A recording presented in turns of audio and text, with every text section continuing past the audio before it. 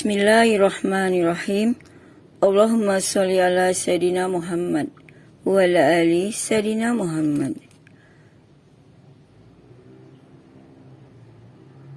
Sahabat yang dirahmati Allah, bertemu kita kembali di channel Umi Hafiz 15. Kali ini saya akan berbagi kisah tentang kisah mu'alaf Putri Raja Bali. Kisah hari ini adalah tentang seorang putri Raja Bali yang jadi mu'alaf dan ketika wafat mengeluarkan asap yang begitu harum. Seperti yang kita ketahui bersama, masyarakat Bali mayoritas memang beragama Hindu. Namun siapa sangka putri mahkota dari seorang raja di Bali justru memilih jadi mu'alaf, yaitu memeluk agama Islam. Putri mahkota itu adalah anak raja Pemecutan Denpasar yang bernama Gusti Ayu Maderai.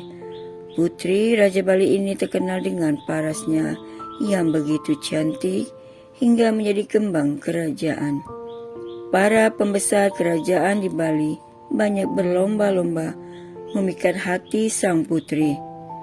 Dan akhirnya setelah dewasa Gusti Ayu Maderai ambil keputusan memilih Raja Bangkalan Madura yang bernama Pangeran Cakraningrat keempat.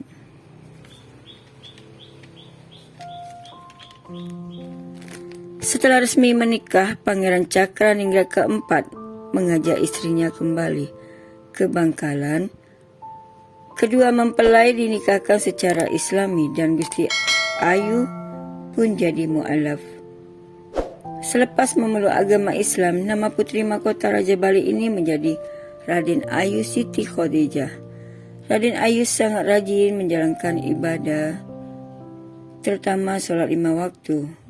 Kala itu, Raden Ayu menikah pada umur 27 tahun, sementara Pangeran Cakraningrat keempat berumur lebih dari 55 tahun.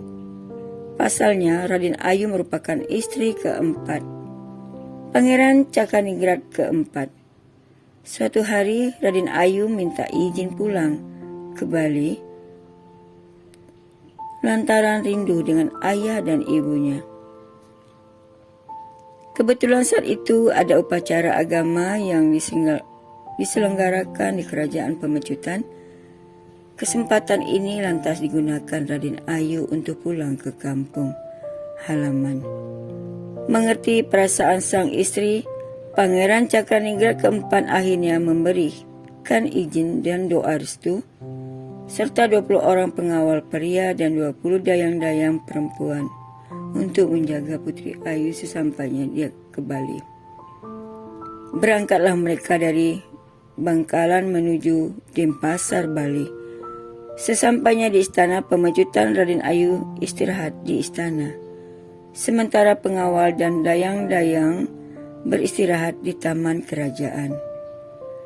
Resmi memeluk agama Islam, Raden Ayu pun menunaikan sholat maghrib di merajaan istana, tempat suci umat Hindu. Saat itu semua warga kerajaan tidak ada yang mengetahui cara ibadah umat Islam. Mereka pun menduga Raden Ayu mengeluarkan ilmu hitam. Pati kerajaan melaporkan hal itu kepada Raja Pemecutan, yaitu ayah dari Raden Ayu ini pun marah serta-merta dan memerintahkan Raden Ayu dibunuh. Dan tidak lama kemudian Pati mengajak Raden Ayu Siti Khadijah ke depan pura Kebu Kembar. Raden Ayu mempunyai firasat jika dirinya akan dibunuh. Dia pun akhirnya meninggalkan pesan dan menjelaskan dirinya dikala itu tengah beribadah menurut agama Islam. Selain itu, beliau juga berpesan agar tidak dibunuh dengan senjata tajam, karena itu akan sia-sia. Pakailah cucu konde saya ini yang telah disatukan dengan daun sirih dan diikat dengan benang tridatu, yaitu benang 3 warna, yaitu warna merah, putih, dan hitam. Cerita Pak Mangku. Raden Ayu meminta Pati kerajaan melemparkan cucu kondenya ke dada sebelah kiri. Apabila nanti tubuhnya mengeluarkan asap bau busuk saat dia meninggal, Pati boleh membuang mayatnya di sembarangan. Namun jika asap dari tubuhnya beraroma wangi, Raden Ayu meminta sang Pati untuk membuatkan tempat suci yang disebut keramat. Benar saja, begitu cucuk konde ditancapkan di tubuh Ayu, Raden mengeluarkan asap aroma wangi yang semerbak. Seluruh lingkungan kerajaan pun mengakui aroma harum itu. Sang ayah mengakui sangat menyesal dengan keputusannya. Jenazah Raden Ayu lantas dimakamkan dan dibuatkan tempat suci yang disebut keramat sesuai dengan permintaan beliau sebelum dibunuh. Begitu jasad Ayu Siti Khadijah dikebumikan, tumbuhlah sebatang pohon setinggi 50 cm di tengah makam beliau.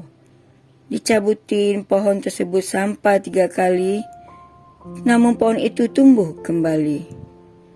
Kakek dan nenek saya pun mendengar pesan beliau agar pohon di tengah makam itu dipelihara sebaik-baiknya, karena pohon itu tumbuh dari rambut beliau. Melalui pohon ini Allah Subhanahu wa Ta'ala akan memberi mukjizat dan rezeki pada umat yang berziarah. Cerita Pak Mangku. Hingga kini pohon tersebut masih dirawat dengan baik dan terus menjulang tinggi. Orang-orang menyebutnya pohon rambut atau taru rambut. Umat Islam pun ramai berkunjung ke makam Raden Ayu Siti Khadijah. Subhanallah, sahabat, demikianlah kisah mu'alaf putri mahkota dari seorang raja di Bali ini yang pernah geger pada masa di kerajaan tersebut.